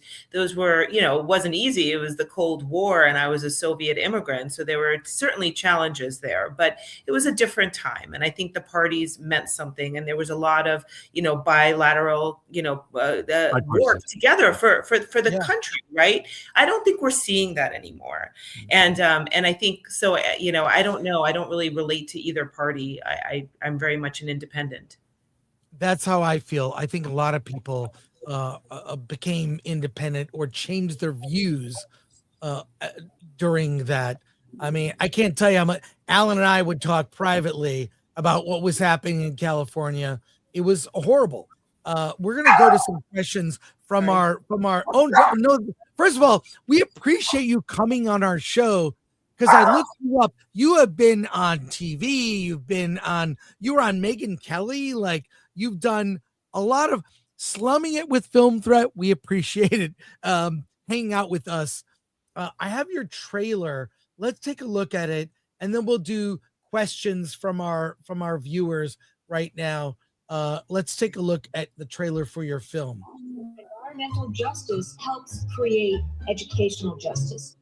Use this for the society that we want to see. We need to close schools. Bam! COVID is God's gift to the left. 15 days. 15 days to slow the spread. My name is Natalya Murakhver. I'm a New York City public school parent. I had a really nice teacher. Stay at home. It was just so hard to learn. Limited amount of bandwidth. Low-income kids were way less likely to have technology. Teachers didn't care. They took the rims down. Kids couldn't get recruited. You weren't allowed to go into a public high school. Didn't want to lose sight of our hopes and dreams. Everybody is scared. Fear. Out of an abundance of caution. Abundance of caution. How could this really happen? 15 days. We knew that remote education was not a substitute for opening schools. Student engagement was much lower. Kids that I competed with Disappeared. they were gone. I want to shut down. This is the story of the families who fought to uncover the truth. California Teachers Association, The teachers union. was doing opposition research on parents. Really high level of coordination. 15 days. I don't have a direct number to Director Walensky. Do you? Yes, I have Director Walensky's direct number. What a great gift. We have to use it. Basically, in the name of equity. Keep everything shut down, especially the schools. Is it the virus keeping the schools closed, or were there special interests? This was the biggest smash and grab. Stop the bleeding. More money. We need $1 trillion. That's a sick society. On top of that, another $100 billion. We create the future that we want. We change narrative. We change that. All of a sudden, you have George Floyd protests. If I go out and carry the right sign, I can hang out with 1,000 people. Following the death of George Floyd. The piece that I didn't understand. You can protest. But 28 kids can't go sit in a classroom. 15 days. We're just watching the news. Propaganda. oh, kids get sicker. You don't know the mortality rate. No, they are not getting sicker. Infection fatality rate much lower in reality. We're harming them more psychologically. Life years lost from the lockdown exceeded life years lost from the virus. We had struck a chord. 15 days. We were attacked. How dare you question any of this? Despicable behavior. White supremacists. Death threats. Cause misery. Kids will recover. Enough. 15 days. 15 days? 15 days. 15 days. No one's coming to save our kids but us. Yeah, I gotta tell you, it was like watching your film. Every conspiracy theory I thought was going on, you proved was actually happening. I remember watching the George Floyd protests here in Los Angeles and thinking to myself, well, how are they not getting COVID? How is this not a spreader event, a super spreader? Mm-hmm. And it was I think at that point I realized we're not being told the full truth. And for some reason the effects of COVID are being manipulated to control us. And the other thing your documentary points out is our leaders didn't care about us or our children in the slightest. No, it was about power and maintaining power. Although I will give, I used to be a never Trumper and I voted for Biden in 2020. And I have to say, I think President Trump did try to do the right thing during the pandemic. I think he listened to the wrong leaders, the wrong scientists. Yeah. He's not an expert. I think he's pretty humble about that kind of thing. And I hated him so much. I had the biggest Trump derangement syndrome, but I was wrong. And he did try to reopen the schools in July 2020. And as soon as he said that, they turned against him so viciously. And so I think if he had Scott Atlas did go to Washington and he did try to meet with President Trump. Scott Atlas really did everything he could to get us to go back. But unfortunately, Birx and Fauci and their cartel were far more powerful and had the president's ear. Yeah, you show all the countries that that didn't follow the what our science was telling us, and they somehow made it out just fine. Yeah, exactly. Seeing seeing that trailer brings me back to that period, makes me so angry. We have a QR code on screen for people if they want to show support. You can look at that now. Also, you made a link tree, which I think is a really smart thing that filmmakers can do, with all the links of where you can see the film. It's Linktree, and just /15 days. So yeah, thank you for the there thank you you for are. the tip. I didn't even know it existed. So thank you, Chris. I appreciate I it. use Linktree all the time. Even Alan has a Linktree. Yeah, it's a time capsule of me 2 years ago. Yeah, but tell us, what has been the reaction to the film? Because my fear is this: we're gonna forget. We're moved on. Turn the page. We're gonna forget that all this happened. Forget our horrible, unremarkable leaders that pimp themselves out to special interests, hurt our kids, and tried to remake society along with a cash grab. Yeah, $189.5 billion, right? That's just unbelievable. Like how do we stop this from happening? I'd love to see. I just feel like we live in a time where there are no consequences for bad behavior in government. No consequences at all. Yeah, well, that may be true, but we do see that many of the people that we interviewed and their colleagues are now in Washington. Jay Bhattacharya, maybe accountability means a changing of the guard. And the institutions are being rebuilt. I know Jay is very focused on accountability and replicability and transparency. So I think, burning these institutions down is not the solution. I think you want leaders like Jay or Secretary Kennedy who really want to improve health outcomes for this country. We have a lot of questions from our audience. They are kind of going nuts here. So let's go. Let's hear from everyone watching. Alan, if you would help me out. Yeah. Here we go. Matthew Hammond for 2. What role did the teachers union play in this? Oh my God. Well, you gotta watch the film. The California Teachers Union. Yeah, I mean, the teachers in places where the teachers unions were strongest, they kept schools closed the longest. Alan and Chris, do you know what the head of your teachers union? You're in LA, I assume. Yeah. UTLA's the head of the UTLA teachers union said in an LA magazine article, which I quote as often as I possibly can. Her name is Cecily Maillard Cruz. And she said in 2021, while schools were still closed, she said, it doesn't matter if our babies haven't learned their times tables. They know the difference between a riot and a coup. Wow. So the teachers union spearheaded the entire thing. That doesn't mean it's teachers, by the way. This is not a film that, I made this film together with a teacher at one of the very, very first open schools rallies in New York City. This lone teacher showed up that had a t-shirt on that said like Teachers for Open Schools. And I was like, this is so weird. Here you are trying to get schools reopened, and the other teachers are on the other side saying won't die for the Department of Education. And we started talking, and she was somebody who got fired from the Department of Education because she refused to get the COVID shot. And she wanted to be back in school with the students. She didn't feel like she needed the shot.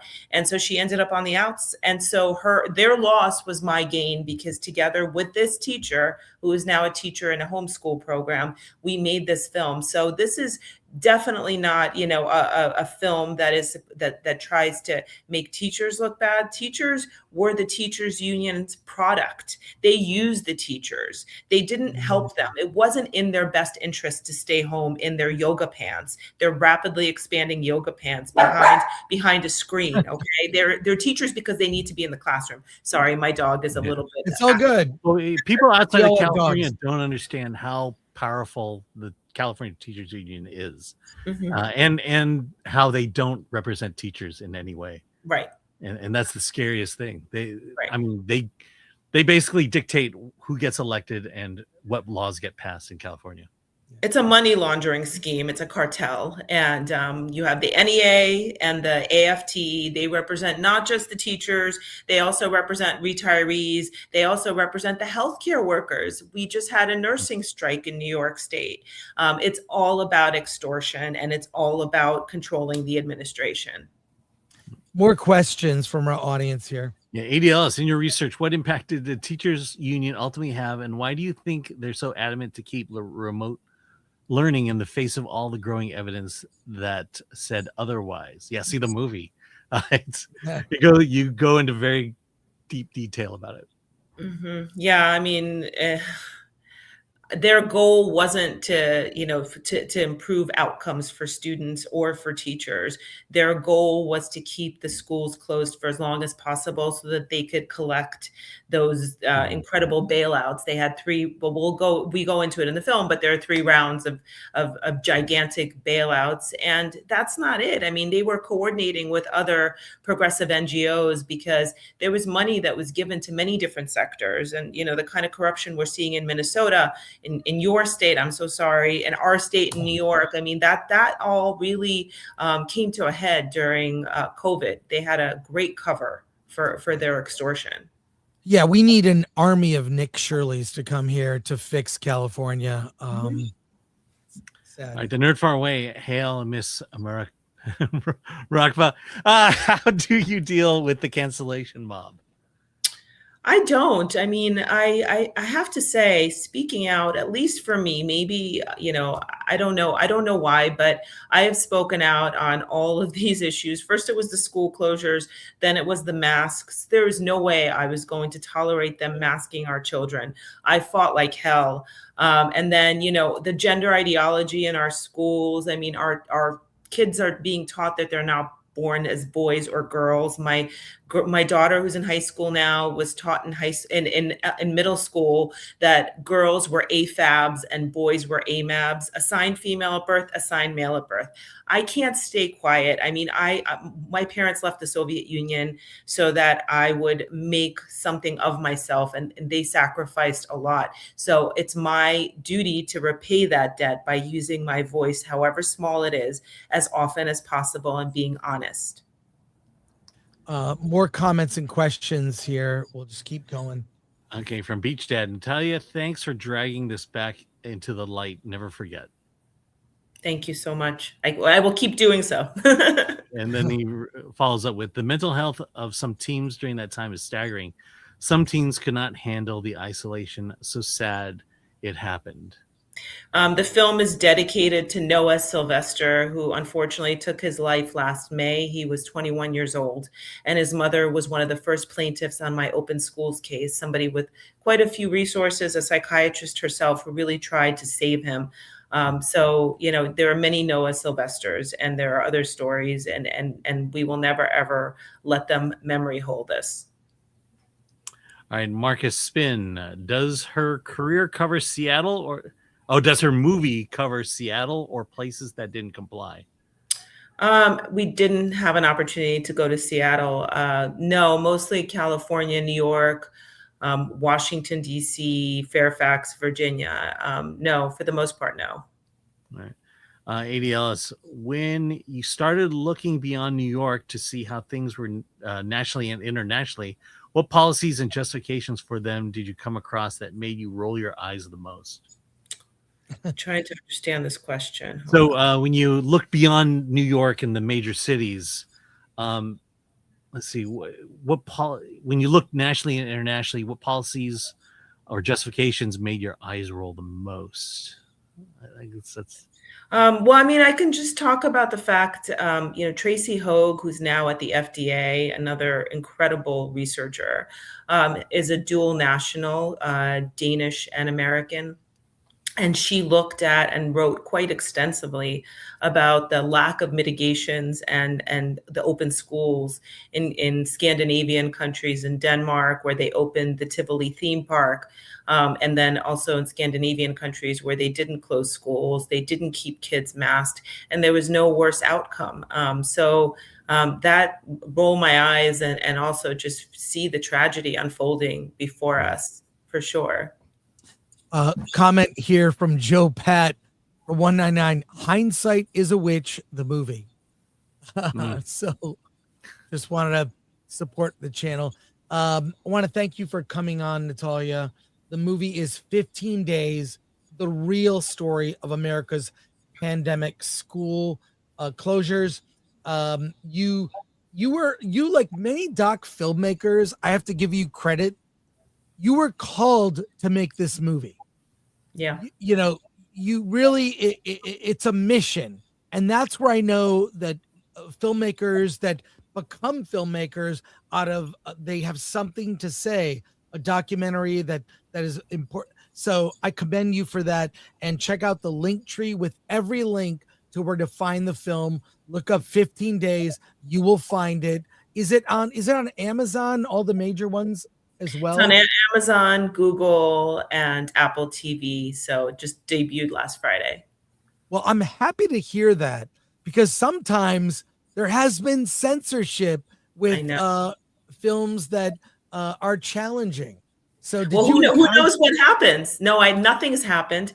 But Eli Steele, who has a film called White Guilt that's coming out very shortly, produced this film with me. He mentored me from the very beginning. And you know what happened with him with What Killed Michael Brown on Amazon, right? Like, it was canceled. No, I didn't know about that film. That I didn't know what happened. I know about the situation. Well, what happened with the film? They got it back on, but they tried to cancel that film. So I was prepared for this one to be canceled as well. I mean, it's up now. We'll see what happens. I mean, it hasn't really been viewed yet. I haven't really done much of a campaign. I don't have a budget for an ad campaign. So whoever is out there, if you want to watch it, that would be incredible, I think, for you and for us.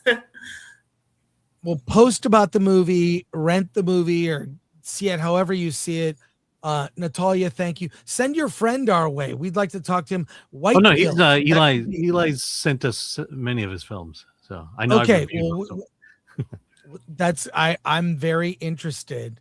His trailer just came out today. His trailer is out. It's called White Guilt. It's based on his father, Shelby Steele's book White Guilt, from about 25 years ago. Yeah, the first film I saw was How Jack Became Black, and the whole premise was, what race does he mark his son down on forms, because he's everything, basically. I think, didn't he win an award this? I believe he did, yeah. I think so. Yeah. So not sure if you're aware or not, but you're eligible to be nominated at our award show. We do an awards event every year for indie films. We're coming up on our 8th year, and we seek out movies of all types, movies on all sides of the spectrum, and your movie's eligible to be nominated and for our show. So we made up an award show because we want to promote indie movies that are maybe not the big studio ones. Great. So, well, tell me what I have to do. You're in. You're already, get reviewed You're on the list. Thank you. Thank you so much. Only 2 qualifications: get reviewed on Film Threat, check, and be in commercial release so people can see your movie. Great. You're done. Great. You're done. Yay. Awesome. Thank you, Natalya. And love seeing you pop up in so many other places with some great interviews. You're doing so much great work. Thank you. Keep fighting. Thank you so much for having me. Great. Take care. Thanks again. Bye.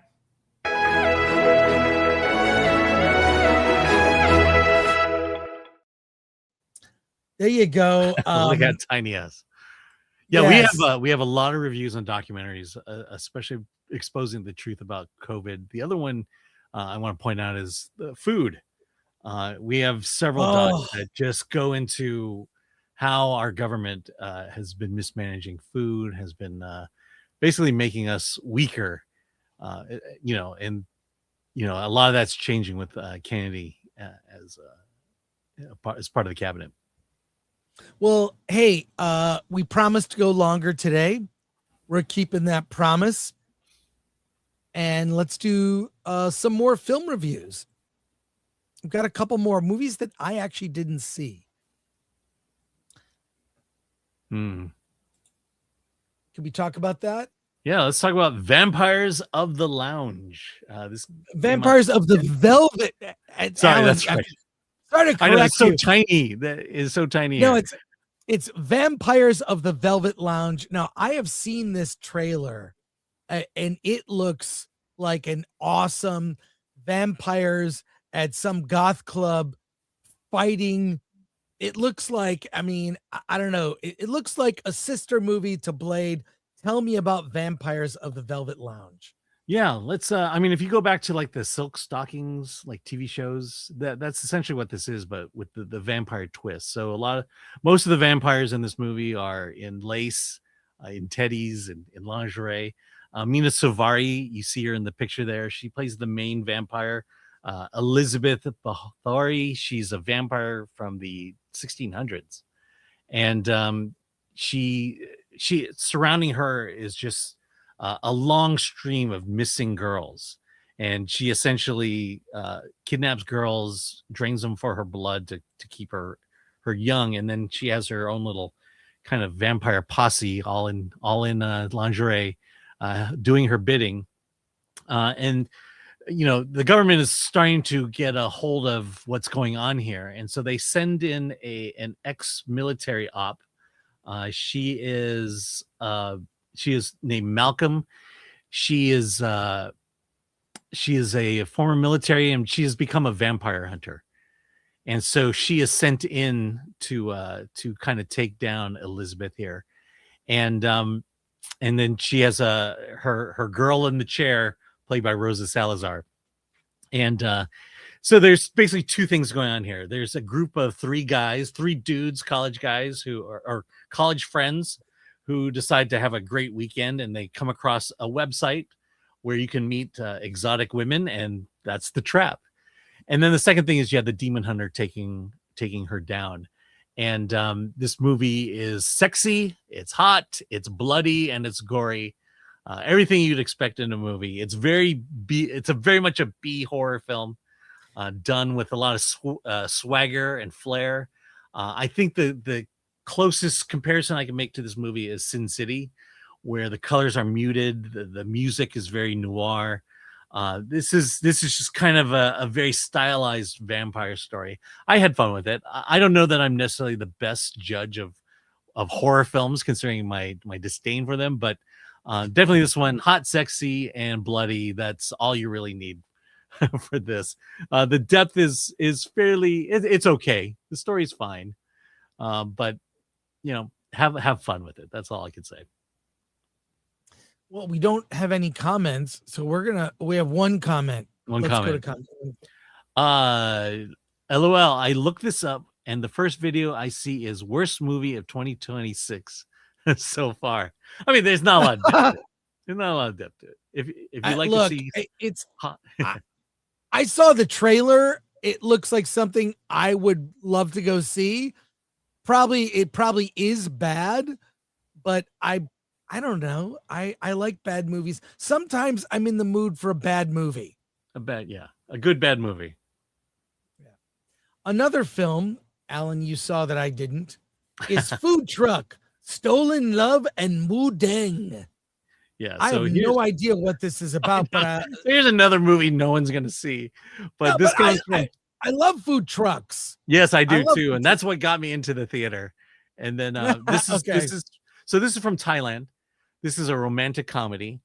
Jake is the guy who runs the food truck. Him and his buddy Bobby are at a movie set, at a commercial set, providing catering for it.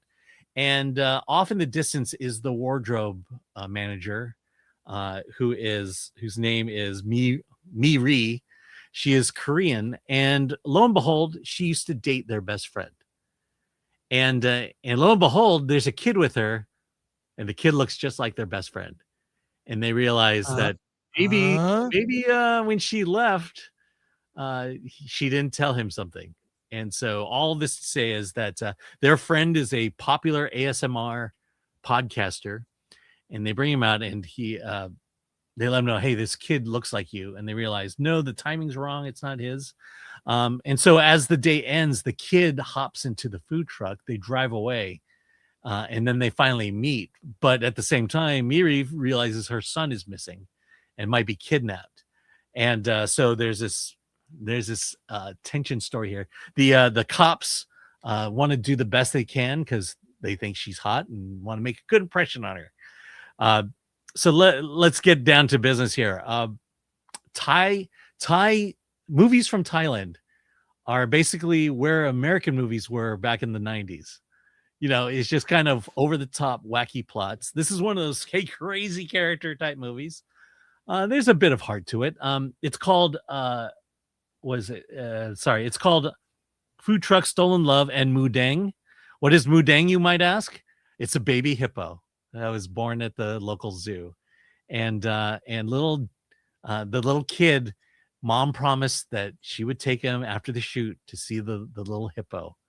And some shenanigans happen through that as well. So, you know, let's just say if you want light comedy, if you want a harmless rom-com, and if you want to be reminded of how silly and over the top things were in the 90s, here's your movie to see. You know, I don't think most people are going to watch this movie. All right. Well, it's playing in limited release. Is that right? Yeah. Yeah, I mean, my AMC out in Orange, they show a lot of foreign films. And to their credit, they also show a lot of independent films. So it was either this or the Pout Pout Fish. And I chose this. All right. Let's go to comments. If Are there any comments? Yeah, there are comments. Oh, okay. Let's see. From Darth Yeager, here's another movie no one's gonna see. I mean, you do have to read the movie. Yeah, so there's work involved. Yeah. All right, next comment. ADL's Asian representation. Who would have thought a movie from Thailand would have Asian representation in it? Bill SR's Preston Esquire. I saw a poster for food truck at my local white people AMC. So they are trying to get the word out. Yeah. Very true. Is that it? Are you? I think that's it. Okay. That's it. Okay. And we're going to wrap it up there today. What?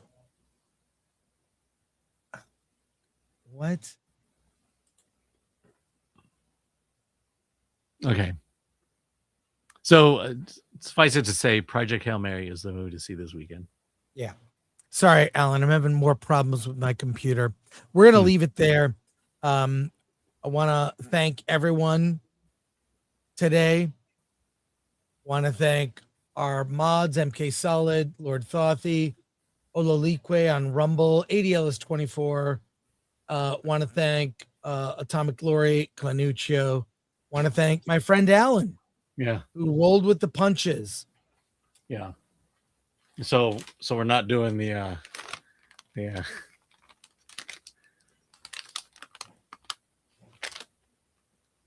Not doing what? The cookies. We're not doing that. We're gonna do it on Wednesday. Okay. That's it's not, I don't know. It's Fortunately, not the last 100 years. So don't worry, they're gonna last years. But that's it for us. R.I.P. Chuck Norris. Thank you, everyone. We'll be back on Monday with Versus. Talk to you then, Alan. Let's get out of here.